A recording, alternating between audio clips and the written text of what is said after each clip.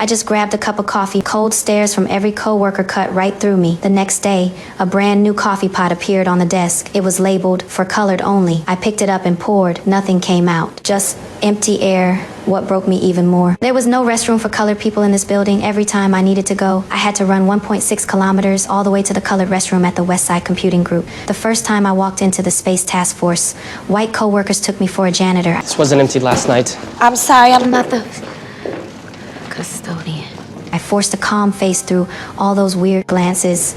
I found my desk eventually right then. My boss walked in. He looked me up and down. The new black girl doubt was written all over his face about my skills. You think you can find me the Frenet frame for this data?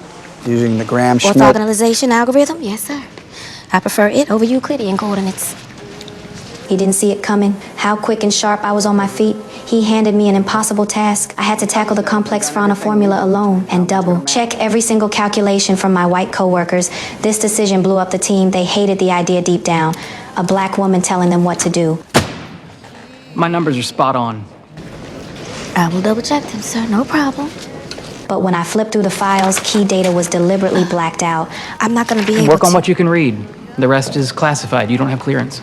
I knew right away. This was their intentional sabotage. I had to bite my tongue and take it. I couldn't lose this chance. It meant too much. I pulled an all-nighter. Finally finished all the calculations. I handed my work to him, hope heavy in my chest. I watched helpless as he tossed the file straight into the trash. My heart felt like it was being squeezed to pieces. I thought my efforts were rejected again, all because of the color of my skin. But his explanation hit me hard. It left me helpless, but clear-headed. Aerospace data moves fast. Blink, and it's old. A minute late, and it's totally useless. All my tiredness faded instantly, replaced by overwhelming powerlessness. But it also drove home how tough and crucial this job was. Then a coworker handed me another file. Key data blacked out again, ordered me to check it. This time, I didn't hold back. I cannot work on what I cannot see. But the coworker scoffed, said my check was just a formality, told me not to get too big for my boots. I didn't argue. I held the file up to the light, smartly squinted to make out the hidden words. I caught one key phrase, connected it to the unsolved problem on the department blackboard. I figured out the numbers, real meaning in a flash. I grabbed the ladder right away, started working the equation on the blackboard. But as soon as I finished, I had to rush to the restroom. Fast, I had no clue. My whole calculation had grabbed everyone's attention. They crowded around the blackboard staring. Mouths hanging open. Even my boss was drawn over by the commotion. I said, whose work is that?